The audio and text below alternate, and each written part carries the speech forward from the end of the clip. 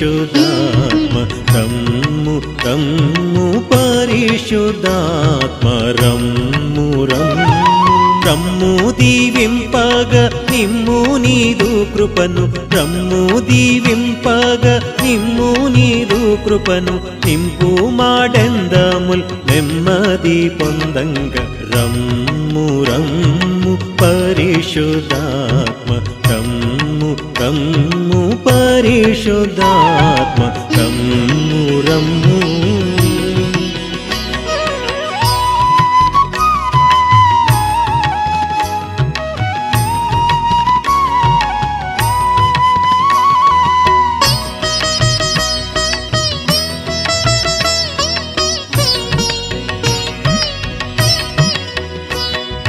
జీవం పుట్టుటావు ప్రేమ జ్వాల నీవే జీవం పుట్టుటావు ప్రేమ జ్వాల నీవే దేవాదాన నీవే యాదరించువాడ రమ్ము రమ్ము పరిశుద్ధాత్మ రమ్ము రమ్ము పరిశుద్ధాత్మ రమ్ము రమ్ము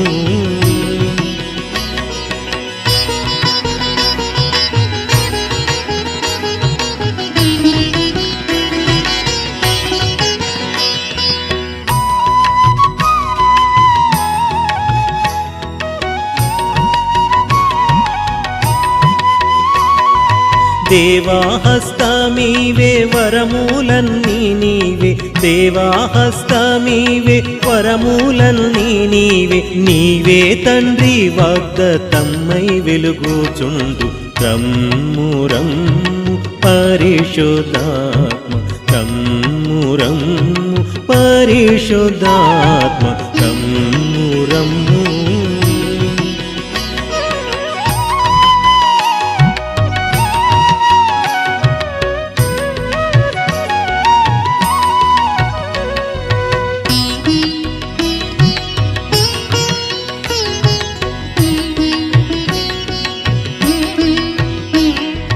మాటలాడు శక్తినిచ్చి నాయాత్మను మాటలాడు శక్తినిచ్చి నాయాత్మను మేటిల్ల నన్ను అభిషేకించు మీ దేవ రమ్ము రమ్ము పరిశుద్ధాత్మ రమ్ము రమ్ము పరిశుద్ధాత్మ రమ్ము రమ్ము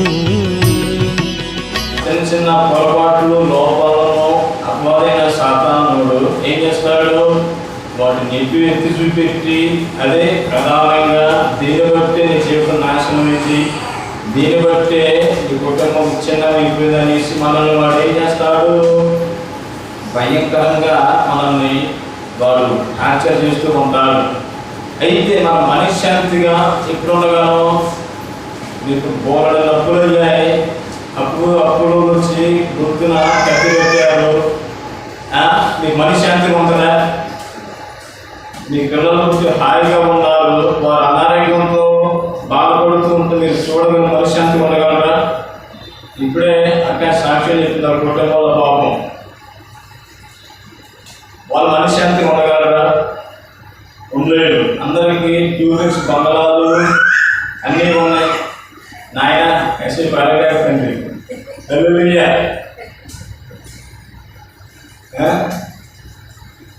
నీకేమో కూలి గుడిసి ఉంది వర్షాలు వచ్చి గాలిగా ఎగిరిపోయింది మనశ్శాంతిగా ఉంటుందా మనశ్శాంతి ఎప్పుడు వస్తుందంటే జీవితంలో మనకు కోట్లు ఉన్నారా ఇల్లు లేకపోయినారా డబ్బు ఉన్నారావు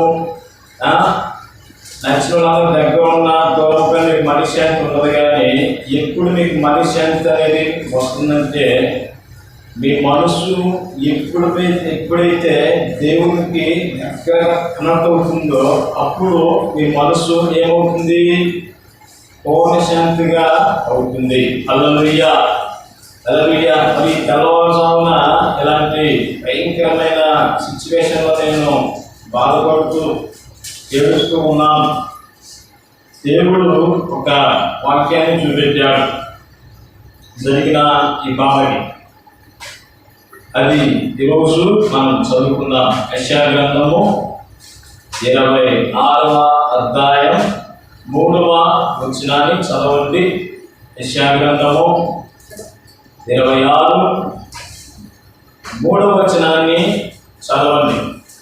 ఎవని మనస్సు నీ మీద ఆనుకొనునో ఎవరి మనస్సు నీ మీద ఆనుకొనునో వాని నీవు పూర్ణ శాంతి వారిని నీవు పూర్ణ శాంతి గలవానిగా కాపాడుదువు.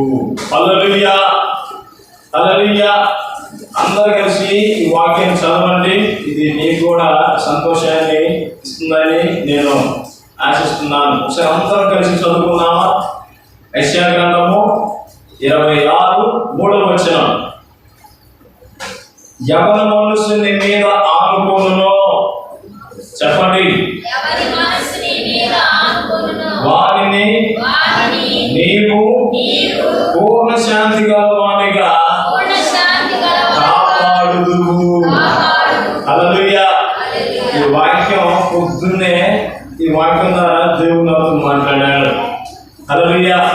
మన మనసు ఎప్పుడు శాంతిగా ఉంటది? మనం దేవునికి దగ్గరగా అన్నట్టు మాత్రమే. మన జీవితంలో గందరగోళానికి, మన జీవితంలో అనారోగ్యానికి, మన జీవితంలో అప్పుల సమస్యలు పాలు కావటం, కుటుంబంలో భర్త మాట భార్య వెనక, భార్య మాట భర్త వెనక, తల్లిదండ్రుల మాట పిల్లల వెనక, తల్లిదండ్రులు పిల్లలు అర్థం చేసుకోలేక, పిల్లల తండ్రులు అర్థం చేసుకోలేక కుటుంబంలో ఏం జరుగుతుంది? గందరగోళం పరిస్థితి వాటిల్లుతుంది. ఇలాంటి పరిస్థితుల్లో నీవు ఎవరి వైపు చూడాలి? దేవుని వైపు మాత్రమే చూడాలి. లాస్ట్ వీక్ ఏం చెప్పాను? అష్టదిక్పాలన గురించి, విద్యుత్ చేతులు జరిగిన సంభవాల గురించి మీకు బోధించాను. అట్లనే ఈ యొక్క నీ ముందున్న సులువైన చిక్కుముల నుంచి సాతాను బుచ్చులను బయటికి రావాలంటే ఏం చేయాలి? నువ్వు ప్రార్థన చేసుకోవాలి. హల్లెలూయా. అపవాదైన సాతాను గురించి ఏమని రాబడిందంటే ఎఫెసీయులకు రాసిన పత్రిక 12వ అధ్యాయము 1 నుంచి చూసినట్లయితే సాతాను ఎట్ట చిక్కులు పెట్టింది? కొండ నుంచి నెత్తి మీద ఏదో సింపుల్గానే నిప్పు పెట్టేసి వెళ్ళిపోయింది. చదవండి. ఎఫెసీయులకు రాసిన పత్రిక 12వ అధ్యాయము 1 నుంచి చూసినట్లయితే అపవాది చేసే ఆ స్పీచ్లేందో అక్కడ మనకి కనపడుతుంది. చదవండి. సాక్షి సమూహము మేఘము వలె మనలను ఆవరించి ఉన్నందున మనము కూడా ప్రతి భారమును సులువుగా చిక్కులు పెట్టు పాపమును విడిచిపెట్టి విశ్వాసమునకు కర్తయు దానికి కొనసాగించువాడునైన యేసు వైపు చూచుచు మన ఎదుట ఉంచబడిన పందెములో ఓపికతో పరిగెత్తుము. కింద ఆయన తన ఎదుట ఉంచబడిన ఆనందము కొరకై అవమానమును నిర్లక్ష్య పెట్టి సిలువను సహించి దేవుని సింహాసనము యొక్క కుడి పార్శ్వమున ఆసీనుడై ఉన్నాడు.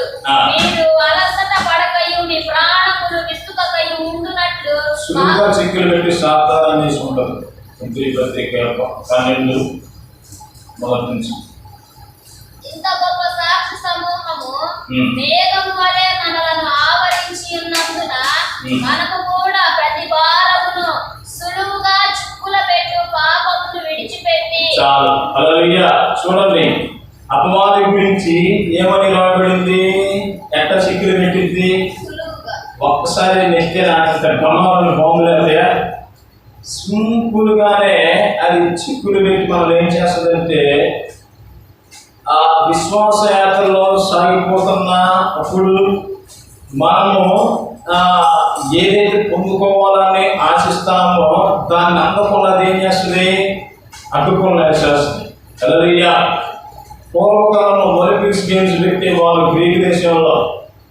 అప్పుడు ఏం చేసేవాళ్ళంటే పరుగు పందెం పెట్టేవారు. ఈ పరుగు పందెం ఎవరైతే ముందెళ్తారో వారికి ఏమి ఇస్తారు? బంగారు పథకాన్ని ఇస్తారు. ఇప్పుడు కూడా ఇస్తారు. వాళ్ళల్లో తమకు నచ్చిన వారు ఎవరైనా పరిగెడుతున్నప్పుడు వాళ్ళ నుంచి తర్వాత ఆపోజిట్ ఉన్న వాళ్ళు వాళ్ళకన్నా ముందు పరిగెత్తారనుకో ఏం చేసేవాళ్ళు? ఫైనాన్స్ వాళ్ళు ఏం చేస్తారంటే వెండి కాయిన్స్, గోల్డ్ కాయిన్స్ విసిరేసేవాళ్ళు ముందు. పరిగెడుతున్నప్పుడు ఏం చేసేవాళ్ళు అంటే కింద బంగారపు డైమండ్స్ అవి పడినప్పుడు వాళ్ళు ఏం చేస్తారు, ఒకసారి ఆగిపోయిందని ఏం నేర్పుకునే లోపల ఈ ఏమన్నా వచ్చి ఆ పందెం వాడు ఏం చేసేవాడు, గెలిచేవాడు. వీడు ఆఫ్టర్ బంగారం కోసమే ఆగిపోయాడు. కానీ రాబోతున్న మహా సంతోషకరమైన ఆనందాన్ని వాడు ఏం అయిపోయాడు, కోల్పోయాడు. హల్లెలూయా. అర్థమవుతుందా? అయితే ఈరోజు మనం కూడా ఒక గొప్పైన దానిని, ఒక మేలైన దానిని మనం పొందుకోలేకపోతున్నాం. కారణం ఏంటి? అపవాదైన శాతానికి మనము ఏమయ్యాం, లోనైపోయాం. దానికి మనం ఎదిరించాలంటే మనం ఏం చేయాలి? దేవుని యందు మనము విశ్వాసముతో ఉండాలి. హల్లెలూయా. ఈ యెషయా గ్రంథము 26:3 మనం చదివినట్లు ఎవరి మనసు ఆయనకి ఆనుకొని ఉంటుందో వారికి ఏముంటది, పూర్ణ శాంతి గల వారిగా వారిని దేవుడు చేస్తాడనేసి ఆయన అంటున్నాడు. ఎందుకని అంటే ఏలయనగా అతడు నీ యందు విశ్వాసం ఉంచి ఉన్నాడు. హల్లెలూయా. ఈరోజు మన జీవితంలో ఎందుకు కార్యాలు జరగట్లేదు? దేవుని యందు ఆనుకొని మనం జీవించట్లేదు, ఆయన యందు మనము విశ్వాసం ఉంచట్లేదు. ఈరోజు నువ్వు దేని యందు నువ్వు లక్ష్య పెట్టావో నాకేది తెలియదు, కానీ దేవుడు నీ జీవితంలో అద్భుతాలు ఆశ్చర్యకార్యాలు చేయాలంటే మీరేం చేయాలి? విశ్వాసంతో ఉండండి. మీ సమస్యలు ఎంత సమస్యలైనా సరే దేవుడు వాటి నుండి విడిపించగలడు. సాతానుడు మనం ఎప్పుడేం చేస్తాడు, శోధిస్తూ ఉంటాడు. ఇంగ్లీష్లో ఒక సామెత నేను ఎప్పుడు చెప్తూ ఉంటాను, life is nothing without temptations and problems. అంటే జీవితంలో సమస్యలు, శోధనలు వస్తాయి. శోధన లేకుండా ఏ మనిషి చచ్చిపోయేంత వరకు నిలవలేడు. అందుకనే యేసయ్య కూడా ఏం చెప్పాడు, మీరు శోధనలో ప్రవేశించకున్నట్లు మెరుపు కలిగి ప్రార్థన చేయమని చెప్పాడు. హల్లెలూయా. ఈరోజు మనము అనేకమైన శోధనలో ఉండవచ్చు. ఆర్థికపరమైన, అప్పుడి సమస్యలైనా, కుటుంబంలో లేని సమస్యలైనా, పేదరికంలో అయినా, భయంకరమైన స్థితిలో, ఏ స్థితిలో ఉన్నా సరే ఒకవేళ నీకు డబ్బులుంది, బంగారాలుంది, నీకు రోగాన్ని బాగు చేసుకోలేక శక్తి నీకు ఉంటే గంటమే. దేవుని ఇలాంటి భయంకరమైన సిచ్యువేషన్ నుంచి విడుదల పొందడానికి మనం ఏం చేయాలి? దేవుని యందు మనము విశ్వాసం ఉంచాలి. హల్లెలూయా. ఈరోజు బైబిల్లో మనము ఎలా ఉండాలి? ఎవరి మీద అనుకోవాలి? బండైన క్రీస్తు మీద మనము అనుకుని జీవించాలి. ఎందుకని బండ అనేది ఎలా ఉంటుంది? మన పునాది ఎట్లా ఉండాలి? గట్టిగా ఉండాలా, స్థిరంగా ఉండాలా, లేదా గాలి మనకు కూలిపోయేటట్టు ఉండాలా? చెప్పండి. మనం ఇల్లు కడతాం, దేని మీద కడతాం? ఫస్ట్ ఏం చేస్తాం చెప్పండి? పునాది వేస్తాం. పునాది తీసి ఏం వేస్తాం? అందులో సమాధాన పేటలో గోరులు పోయి రాళ్ళు తెచ్చి పునాదులు వేస్తాం. అవునా కదా? ఈ చర్చి కట్టేటప్పుడు నేను స్టార్టర్ని తీసుకుని వెళ్ళి గోరులో దాదాపు ఒక 3-4 తత్తులు రాళ్ళు తెచ్చుకొని వచ్చి ఈ చర్చి పునాదులు తీసాను. కింద ఏం వేసాము? బండరాళ్ళే. నేను మా నాన్న తీసింది. ఎవరు మాకు సాయం చేయడానికి ఎవరు రాలేదు ముందుకి. హల్లెలూయా. ఈ కార్యం ఎవరు చేశారు? దేవుడే జరిగించాడు. మానవ జీవితం ఎప్పుడు నేను అంటాను, కృతజ్ఞతలే జీవితం. మానవుడికి వాడు అవసరం ఉంటే మిమ్మల్ని వాడుకుంటాడు, తర్వాత మిమ్మల్ని వదిలేస్తాడు. కానీ దేవుడు ఎన్నడూ మిమ్మల్ని చెయ్యి విడిచిపెట్టాడు. లెక్కైతే ఈ బుధవారం నుంచి ఇంకో ఈరోజు తెల్లవారుజాములు అసలు ఈరోజు వాక్యమే చెప్పకూడదు, నా జీవితం నాశనం అయిపోయింది, గందరగోళ పరిస్థితి, ఎటువంటి పిచ్చి పిచ్చిగా అయిపోయాడు. కానీ దేవుడు అనే వాడు మనకు తోడుగా ఉన్నాడు. హల్లెలూయా. ఎప్పుడైతే దేవుడిని ప్రార్థన చేసుకుంటున్నానో, నేనే మీకు మాదిరి, నేను గొప్ప నేను చెప్పట్లేదండి. గందరగోళ పరిస్థితుల్లో మీ సమస్యలన్నిటికీ పరిష్కారం ఒకటే, ప్రార్థన. ఏంటి? ప్రార్థన. ప్రార్థన చేయటం మన వంతు, త్యాగం చేయటం ఆయన వంతు. ఈ బాధలో ఈ యొక్క శ్లోకంలో నేను ఎవరి మీద ఎవరికి చెప్పుకోలేదు, కానీ ఈరోజు మీ సంఘం అందరూ వచ్చారు కాబట్టి ఈ మనుషులు ఉన్న బాధ మీకు చెప్తున్నాను. హల్లెలూయా. తెల్లవారుజామున యేసయ్యకి చెప్పాను. యేసయ్య ఇప్పుడు ఏం చేశాడు? చాలా సంతోషంగా నన్ను మార్చున్నాడు. ఎందుకని? ఎవరు మౌనిస్తూ ఆయన మీద ఆనుకున్నో ఆయన నాది ఏం చేస్తారు? పూర్ణ శాంతి గలవారిగా ఆయన చేస్తాడని సెలవిచ్చాడు. ఈరోజు మనదైన క్రీస్తు మీద మనం స్థిరంగా నిలబడినట్లయితే మనము ఎప్పుడు ఎన్నడూ వేటికి కలచబడము. మరి బైబిల్లో కూడా చాలా మంది రాళ్ళను ఉపయోగించి దేవాలయాన్ని కట్టారు. కానీ ఒకడు ఉన్నాడు, ఇతగాడు ఏం చేశాడంట? ఇటకలను కాల్చడం ప్రారంభించి ఒక పెద్ద గోపురాలు కట్టడం ఈ మనుషులు ఏం చేశారు? పనిని కోరుకున్నారు. ఆ యొక్క దానిని మనం చూసినట్లయితే ఆదికాండము 11వ అధ్యాయము 1 నుంచి 9 వచనాల వరకు మనం చూసినట్లయితే అక్కడ మనుషులు ఒక పట్టణాన్ని కడుతున్నారు. ఆ పట్టణం ఏంటి మనం చూద్దాం. ఆదికాండము 11వ అధ్యాయము 1 నుంచి మనం 9 వచనాల వరకు చదువుదాం. భూమి అంతటా ఒక భాషయు ఒక పలుకును ఉండెను. వారు తూర్పున ప్రయాణమై పోవుచుండగా షీనారు దేశమందు మైదానము వారికి కనబడెను. అక్కడ వారు నివసించి మనం ఇటుకలు చేసి బాగుగా కాల్చుదాము రండని ఒకరితో ఒకడు మాటలాడుకొనిది. రాళ్లకు ప్రతిగా ఇటుకలను, అడుసులకు ప్రతిగా మట్టి కీలును వారికి ఉండెను. మరియు వారు మనము భూమి అంతటా చెదరిపోకుండా ఒక పట్టణమును, ఆకాశమునంటు శిఖరము గల ఒక గోపురమును కట్టుకొని పేరు సంపాదించుకుందాము రండని మాటలాడుకొనగా యెహోవా నరుల కుమారులు కట్టిన పట్టణము గోపురమును చూడ దిగి వచ్చెను. హల్లెలూయా. తర్వాత 9 వచనాల వరకు మీరు ఇంటికి వెళ్ళి చదువుకోండి. సమయం చాలా తక్కువగా ఉన్నది, ఎందుకంటే ఈ సబ్జెక్టు చాలా పెద్దదన్నమాట. హల్లెలూయా. ఇక్కడ మనగా చూసినట్లయితే మనుషులు ఏం చేస్తున్నారు? పేరు సంపాదించుకోవడానికి కట్టడాలు, గోపురాలు కట్టడానికి ప్రారంభించారు. ఈ గోపురము కట్టే నిర్మాణకుడు ఎవరు చెప్పండి? నిమ్రోదు. ఎవరు? నిమ్రోదు. ఈ నిమ్రోదు దేవుని ఎదుట పరాక్రమ గలవాడని ఇతనికి పేరు ఉందని ఇక్కడ ఆదికాండము 10వ అధ్యాయము మనం 8 నుంచి 10 వచనాల వరకు చూసినట్లయితే అతడు దేవుని ఎదుట ఎవడంట? పరాక్రమం గలవాడనేసి ఉన్నది. కూర్చు నిమ్రోదులు కానీ అతడు భూమి మీద పరాక్రమశాలి ఉండుటకు ఆరంభించాను. అతడు యెహోవా ఎదుట పరాక్రమ గల వేటగాడు కాబట్టి యెహోవా ఎదుట పరాక్రమ గల వేటగాడైన నిమ్రోదు వలె అను లోపొత్తి కలదు. అంటే వీడు దేవుడు కూడా వస్తే దేవుడితో కూడా వీడు యుద్ధం చేయడానికి శక్తి గలవాడు అనేసి అందరూ అనుకుంటున్నారు. అంటే వీడిలో ఏ ఆత్మ పనిచేస్తుంది? దయ్యపాత్మ. ఎవరు? సాతానాత్మ వాళ్ళు పనిచేస్తుంది. ఈరోజు ఎలాంటి ఆత్మ గలవారు మనలో ఉన్నాం? ఇది నేను ఎదిరించగలను అనేసి, నేను చేయగలనేసి దేవుని మీద ఆనుకోకుండా ఉన్నట్లయితే అది ఏమవుతుంది? పునాత్మకమై పోతుంది. ఇంకా మనగా చూసినట్లు దేని పెట్టారా? షీనారు దేశంలోని బాబేలు, ఎరెకు, అక్కడు, కల్నేలు పట్టణములు అతని రాజ్యములకు మొదలు. ఇక్కడ మనగా చూసినట్లయితే దేవుని పెట్టారా? ఇక్కడ ఇవి నివసిస్తున్న ఈ ప్రాంతంలో ఏమున్నదంట? షీనారు దేశం అనేది కూడా ఉన్నది. ఈ షీనారు దేశం అంటే ఏంటి? ఈ షీనారు దేశంలో ఎవరు రాజుగా ఉండేవారంటే మెల్కీసెదెకు. ఎవరు?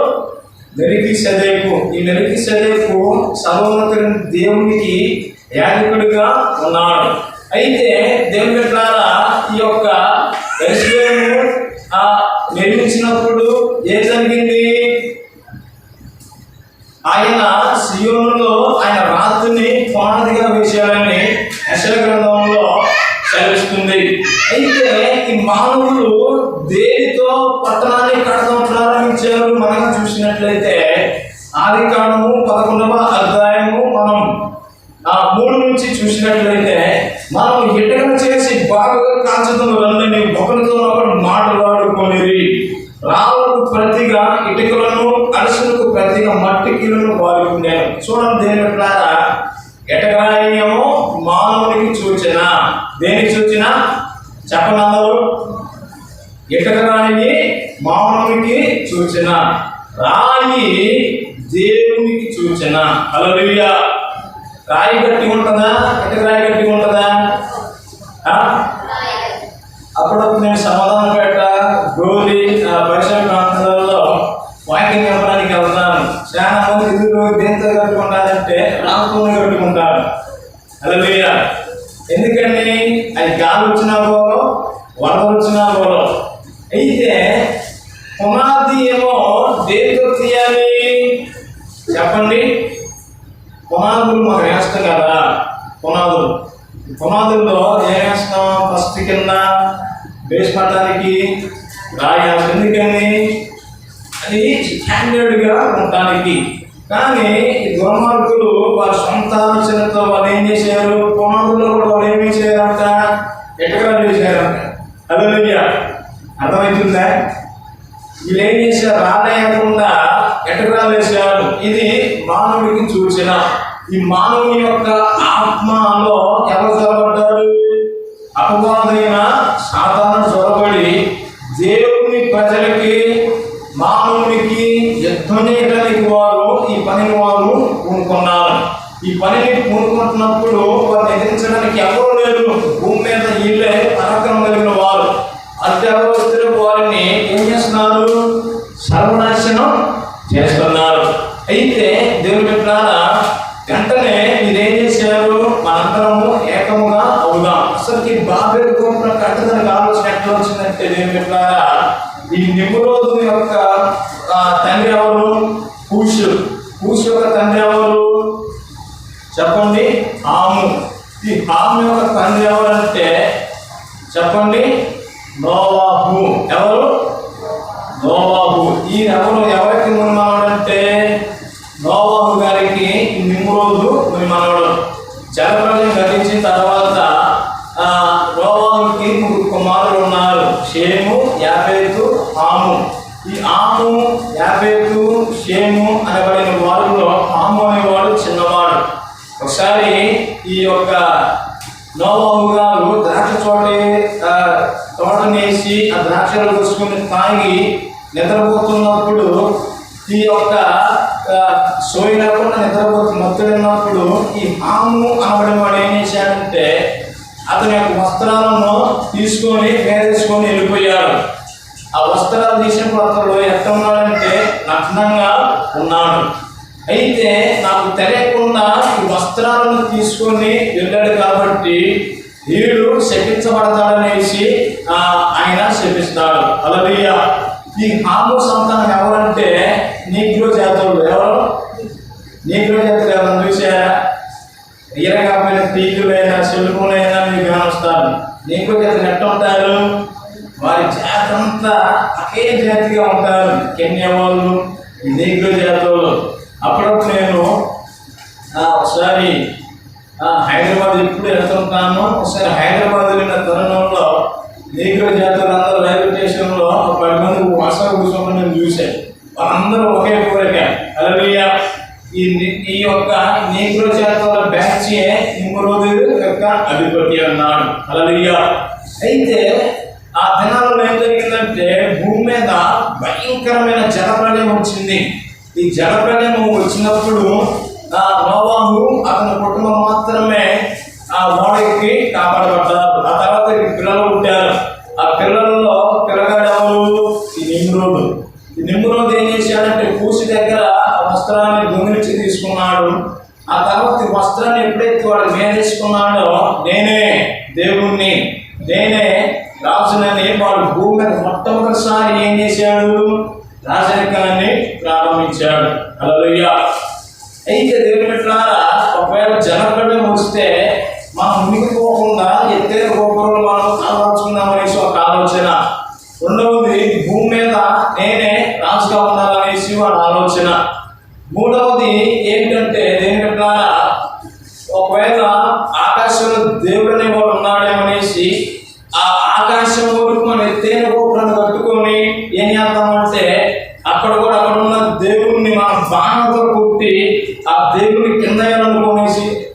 భయంకరమైన ఆలోచనతో వాడు ఈ పనులను పూనుకున్నాడు. చూడండి దేవుని ద్వారా ఎప్పుడైతే ఆ పనిని వాడు పూనుకున్నాడో ఎటకరాయి పని ఏమైపోయింది, కూలిపోయింది. ఈరోజు ఎటకరాళ్ళు ఆలోచన మనలో కూడా ఉంటాయి. ఎటకరాళ్ళు దేని పనిగా కడటానికి, ఇల్లు కడటానికి, గోడ కడటానికి పనికి వస్తాయేమో కానీ నేను ఆ గోడలో ఇల్లు నిర్మాణం గురించి నేను చెప్పట్లేదు. ఎటకరాయికి ఉన్న సబుద్ధి బైబిల్లోని ఆధారం చేసుకుని చెప్తున్నాను. ఎటకరాయి జీవితం ఎవరిది? మానవ జీవితం. రాయి అనేది ఎవరి జీవితానికి సాదృశ్యమైంది? యేసు ప్రభుకి సాదృశ్యమైంది. రాక్ ఆఫ్ గాడ్ అనేసి ఆయన అంటారు. రాక్ అంటే ఏంటి? బండ. మన దేవుడు ఎవరు? బండై ఉన్నాడు. హల్లెలూయా. ఈ బండ మీద మనం ఆడుకుని ఉన్నావా? ఎటకరాల మీద మనం పునాది వేసుకోవాలా? ఈరోజు మనకి ఆ దేవుడు చెప్తున్న మాటలు. ఈరోజు ఈ బాబేలు గోపురము వారు ఏం చేశారంటే ఇలా నిర్మించుకునే వారు దేవుని మీద కూడా తిరుగుబాటు ప్రారంభించారు. ఈరోజు డబ్బు సంపాదిస్తున్నాం, ఎంత దేవుడి దేవత కాదు, నా సొంత ద్వారా నా ఆలోచనతో అనుకోవచ్చు. దేవుడి ద్వారా నువ్వు సంపాదించేది దేవుడికి సంబంధించింది కాకపోయినట్లయితే అది ఏమవుతుంది? ముందు నుంచి నాశనము అవుతుంది. అయితే వీళ్ళు ఎలాంటి భయంకరమైన దుర్మార్గపరమైన ఆలోచనలతో ఈ యొక్క గోపురాన్ని నిర్మించడం ప్రారంభించారు. ఈ గోపురము ఎక్కడ కూలిపోయిందయ్యా అంటే మనం చూసినట్లయితే 1820 సంవత్సరంలో శాస్త్రవేత్తలు అంచనా వేసి దీనిని తవ్వడానికి ప్రారంభించారు. ఇది భూమిలోకి సుమారు కొన్ని 100 అడుగుల్లోకి ఇది అంతే కూడుకొని పోయారు. ఇది ఎక్కడుందంటే బాగ్దాద్కి దక్షిణాన 70 కిలోమీటర్లలో ఈ బాబేలు గోపురం అనేది ఉన్నది. ఈ ప్రాంతంలో అడవి నక్కలు, అడవి కుక్కలు, పెద్ద పెద్ద కొండ శిలువలు, మనుషులు కూడా వెళ్ళలేనట్టు భయంకరమైన స్థితిలో ఈ బాబేలు గోపురం అనేది ఉన్నదనేసి ఇది నిజంగానే జరిగిన సత్యం అనేసి శాస్త్రవేత్తలు బైబిల్లోని ఆధారం చేసుకొని చెప్పారు. హల్లెలూయా. అయితే ఈరోజు ఎక్కడ మీద నిర్మిస్తున్న నీ జీవితం ఎట్లా అయిపోతుందంటే గందరగోళ పరిస్థితి. ఇది జరగదేమని కలవరం, ఇది జరిగిందో జరగదో, ఈ బిడ్డ బతుకుతాడో బతకడో, ఎలాగో వస్తుందో పోతుందో, మన జీవితం ఎలా ఉందో అనేసి కొన్ని కలవరాలలో ఈరోజు నువ్వు జీవించినట్లయితే దానిని దేవుడు ఏమవుతున్నాడు? తారుమారు చేయబోతున్నాడు. హల్లెలూయా. మనుషులు నిర్మించిన ఈ పట్టణాన్ని దేవుడు ఏం చేశాడంటే దిగి వచ్చి దానిని కూలగొడతాం మనం చూస్తున్నాం. అది ఆ పని నిర్మాణం అయిపోతున్నాము చూస్తున్నాం. హల్లెలూయా. ఇక్కడ ఆదికాండము 11:4 నుంచి మనం చూసినట్టు మరియు వారు మనకు భూమి చదువుకోకుండా ఒక పట్టణమును ఆకాశం వంటి శిఖరము గల గోపురమును కట్టుకొని పేరు సంపాదించుకున్న రంజాన్ని కొనగా యెహోవా కుమారుడు కట్టిన పట్టణమును గోపురం చూడ దిగి వచ్చాను. హల్లెలూయా. అప్పుడు యెహోవా ఎదుగు జనము ఒకటే, వారందరికి భాష ఒకటే, వారు ఈ పని ఆరంభించి ఉన్నారు. ఇక మీదట వారు చేయదలిచి ఏ పనైనా చేయకుండా వారికి ఆటంకమేమీ ఉండదు కనుక మనం దిగిపోయి వారిలో ఒక మాట తెలియకుండా అక్కడ వారి భాషను తారుమారు చేయమని అనుకోలేను. హల్లెలూయా. చూడండి, ఈరోజు ఈ భూమి మీద సుమారు 3260 పైగా భాషలు ఉన్నాయి. అర్థమైందా? ఈ భాషలన్నిటికీ కారణం ఎవరు? దేవుడే. ఇప్పుడు మన ఆంధ్రాలో ఉన్నాం, మన ఏ భాష మాట్లాడతాం చెప్పండి? మన ఆంధ్రాలో ఉన్నామంటే ఏ భాష మాట్లాడుతున్నాం? నేను మాట్లాడేది ఏ భాష అర్థమవుతుందా? Very good. మీరు హైదరాబాద్ వెళ్తారు, హైదరాబాద్ వెళ్తే ఏ భాష మాట్లాడతారు? తెలుగే. కాకపోతే వాళ్ళ లాంగ్వేజ్ కాస్త డిఫరెంట్గా ఉంటుంది. ఇంకోటి ఏంటంటే మీరు తమిళనాడు పోతే ఏ భాష మాట్లాడతారు? నేను 4 సార్లు మేము తమిళనాడు. ఏం మాట్లాడతారు అక్కడ? తమిళ మాట్లాడతారు. మీరు కేరళ చూస్తే కేరళలో ఏం మాట్లాడతారు? మలయాళం భాషను మాట్లాడతారు. మీరు అక్కడ ఛత్తీస్గఢ్ ఒరిస్సా ఉన్నట్లయితే అక్కడ వాళ్ళు ఏం మాట్లాడతారు? ఒరియా మాట్లాడతారు. మహారాష్ట్రపతి మరాఠీ భాష మాట్లాడతారు. ఎక్కువ శాతం మన ఇండియాలో ఎక్కువ భాషలు ఉన్నాయి. బ్రిటిష్ వాడు చేసిన గొప్ప పని ఏంటంటే వారు ఒక ఇంగ్లీష్ మాటను దాన్ని పబ్లిష్ చేసి వెళ్ళటమే గొప్ప పని. హల్లెలూయా. ఈరోజు మరి ఏ నుంచి మనం బీహార్లో వయసు వెళ్తే అంతా హిందీ మాట్లాడతారు. తెలుగు మాట్లాడితే క్యాబరీ క్యాబరీ క్యాబ్ అంటారు. మరి క్యాబరీ అంటే బోలో బోలో అంటారు. హల్లెలూయా. అప్పుడప్పుడు వీళ్ళు రెగ్యులర్ కొనడానికి వస్తారు. క్యాబరీ క్యాబరీ ఎంత అంటారు వాళ్ళు. వాడికి అర్థం కాదు, మనకి అర్థం కాదు. యేసు అర్థమే జయం. ఈ సాగుమారి కాదు ఎవరు? దేవుడే. ఎందుకని? నరుని యొక్క ఆలోచన చెడ్డగా ఉన్నది. హల్లెలూయా. ఈ నరులు అనే వాళ్ళు చెడ్డగా ఉండి వారు ఏం చేశారు? ఆ దినాలలో దేవుని మాట, దేవుని శాసనం ఏంది? మీరు ఫలించి అభివృద్ధి పొంది భూమిని నిందించగలిసి అన్నారు. వారు ఏం చేస్తున్నారు? అందరం ఎటుపోవద్దు, మనం ఇక్కడే ఉన్నామనేసి వారి ఆలోచన. హల్లెలూయా. భూమి ఏమో ఖాళీగా నిర్మానుష్యంగా ఉన్నది ఆ ప్రాంతం. అయితే దేవుని ద్వారా ఈ యెరూషలేము రాజుకి అంటే ఈ మెల్కీసెదెకుకు ఈ నిమ్రోదు అనబడిన వారికి సంతానానికి ఏం జరిగిన దినాలలో యుద్ధం అనేది జరిగింది. అయితే దేవుని ద్వారా అది వేరాది. అయితే ఇక్కడ దేవుడే చేసే వారిని చెదరగొట్టి ప్రపంచ దేశాలన్నిటి వారిని నవరించారు. జాతి జాతిపై ఎక్కడ నివసించింది? ఆఫ్రికా దేశంలో ఉన్నది. వారినే నీగ్రో జాతులు అనేసి అంటున్నాం మనం. హల్లెలూయా.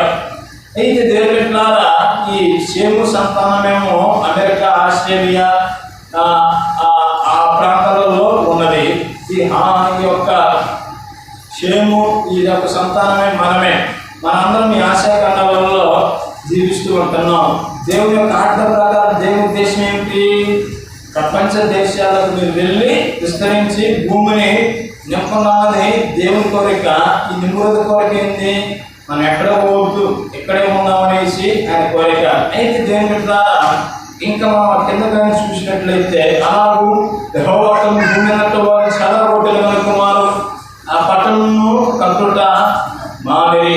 ఈరోజు నీకు వ్యతిరేకంగా ఏ కట్టడైతే నీకు సాతానుడు కడుతున్నాడో, ఇదిగో మీరందరూ దేవుని మీద నిలబడినట్లయితే వారి కట్టడాలన్నీ సర్వనాశమైపోవుగాక.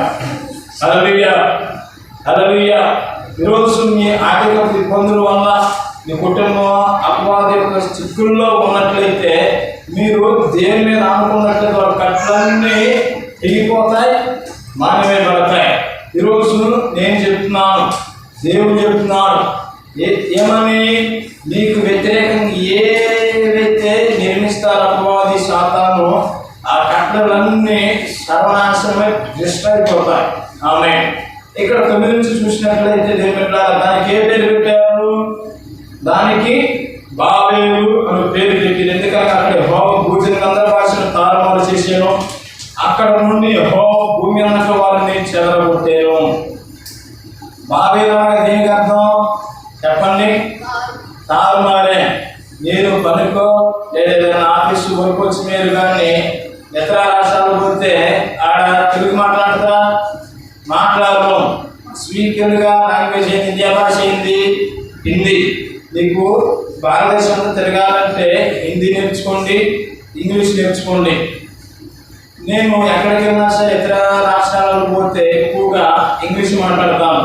హల్లెలూయా. అది దేవుడు ఇచ్చిన వారం. దేవుని మనము ఎప్పుడైతే నమ్మకం మనం జీవిస్తామో అప్పుడు దేవుడు మన పట్ల అద్భుతాలను ఆశ్చర్యాలను చేస్తారు. జనవరి మాసంలో అమెరికా నుంచి ఫారెన్స్ వచ్చారు. పెట్టుబడి అంతా ఈ ఫారెన్స్ని నేనేం చేశానంటే ఒక ఇద్దరిని నేనే పెట్టుబడి అంతా తిరిగి హౌస్ విజిటింగ్ చేసి వారికి తెలుగు నుంచి వారి ఇంగ్లీష్ మాట్లాడి నేను వీరికి తెలుగులో మాట్లాడతాను. వీరు చెప్పింది వారికి ఇంగ్లీష్లో నేను తర్జుమా చేస్తాను. హల్లెలూయా. ఇంకా మనం చూసినట్లయితే ఏంటంటే దేవుని యొక్క జ్ఞానం అనేది మనలో ఎప్పుడు ఉంటుందంటే ఆ యొక్క పరిశుద్ధాత్మ శక్తి మనము పొందుకున్నప్పుడు మాత్రమే. ఇక్కడ ఆది కాండము 11వ అధ్యాయంలో 9వ వచనంలో దేవుడు వారిని చెదరగొట్టాడు.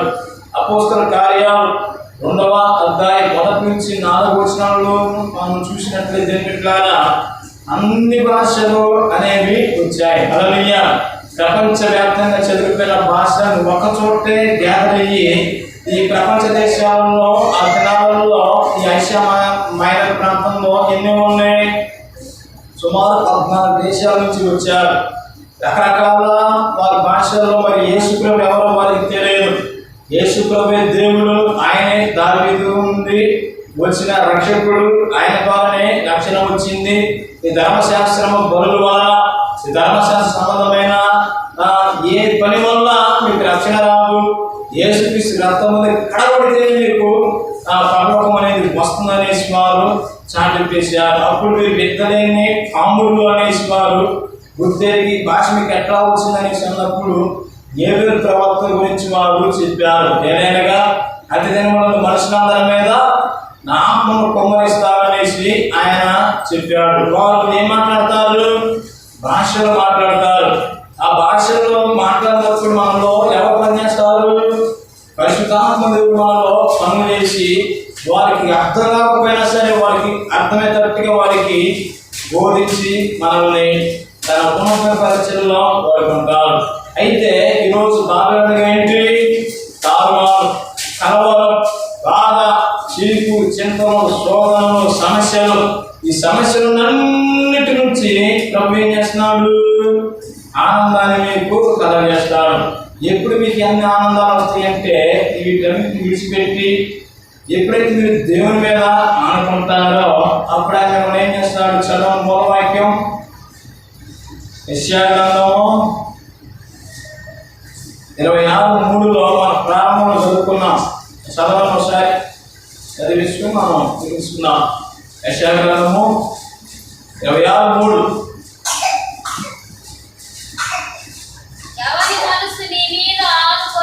ఎవరి మనస్సు నీ మీద ఆనుకొనునో వారిని నీవు పూర్ణ శాంతి గలవానిగా మార్చుదువు. హల్లెలూయా. చూడండి, నీ మనసు పీస్గా ఉండాలా? ఎప్పుడు గందరగోళంగా ఉండాలా? సంతోషం ఉండాలా? ఇప్పుడు ఏడుస్తూ ఉండాలా? చెప్పండి. అందరు చెప్పట్లేదు, సిగ్గుపడుతున్నారు. మీరు ఏడుతూ ఉంటే బాగుంటుందా? నవ్వుకుంటే బాగుంటుందా? ఏలువని కడుపులు మాడుతుంటే బాగుంటాయా? సమృద్ధిగా ఉండి తింటూ హాయిగా జీవిస్తే బాగుంటుందా? అన్నీ మన చేతులు గట్టిగా డబ్బులు ఉండాలి, కట్టుకోవడానికి బట్టలు ఉండాలి, అన్నీ ఉండాలి. హల్లెలూయా. అప్పుడే మనం హాయిగా ఉంటాం. ఎవరైనా కోరుకునేది సుఖాన్ని మనం కోరుకుంటాం. ఈ సుఖంలో శాంతి, పీస్ మన హృదయంలో ఉండాలంటే మనం ఏం చేయాలి? దేవుని మీద మనము ఆనుకోవాలి. ఎప్పుడైతే ఆయన మీద మనం ఆనుకుంటామో, ఆయన కొరకు మనం జీవిస్తామో అప్పుడు ఆయన మనల్ని శాంతిగా, ఆయన శాంతిని మనకు కలిగిస్తాడు. యేసయ్య పునరుద్ధానుడే. ఆయన తన ప్రజలకు మళ్ళీ కనపరిచి వారు భయపడుతుంటే ఏం చెప్పాడు? ఇదిగో నా శాంతిని మీకు అనుగ్రహిస్తున్నాను, సదాకాలం నేను మీతో కూడా ఉంటున్నాననేసి ఆయన అంటున్నాడు. కావున ఈరోజు నీకు వ్యతిరేకంగా ఏవైతే నిర్మాణాలు జరుగుతున్నాయో అవన్నీ కుప్పకూలిపోగాక. ఆమేన్ చెప్పండి. ఆమేన్. హల్లెలూయా. దేవుడు మీకు నెమ్మది, సంతోషాన్ని, ఆనందాన్ని, దేవుడు మళ్ళీ కోల్పోయిన సంతోషాన్ని తిరిగి మీకు అనుగ్రహిస్తారు. ఎప్పుడంటే ఆయన మీద నువ్వు ఆనుకొని ఏది జరిగినా ఆయన మీదకే వదిలేయండి. ఏది జరిగినా ఆయన మీదకే వదిలేయండి. మొత్తం ఆయనే చూసుకుంటారు. ఆయన చూసుకొని నీకు ఏదైతే మేలైతే తప్పకుండా నీకు మేలు చేస్తాడు. కానీ కీడు చేసే దేవుడు మన దేవుడు కాదు. కావున దేవుడు మీ అందరిని అట్టి కృపతో అట్టి పూర్ణ శాంతి మిమ్మల్ని దీవించును గాక. ఆమేన్, ఆమేన్, ఆమేన్. హల్లెలూయా. ప్రార్థన చేసుకున్నామండి. ఇమ్ము నీదు వెలుగు నింపు నీ ప్రేమతో ఇమ్ము నీదు వెలుగు నింపు నీ ప్రేమతో కమ్ము నాకు తోడు నన్ను బలపరచుమా రమ్ము రమ్ము పరిశుద్ధాత్మ రమ్ము రమ్ము పరిశుద్ధాత్మ రమ్ము రమ్ము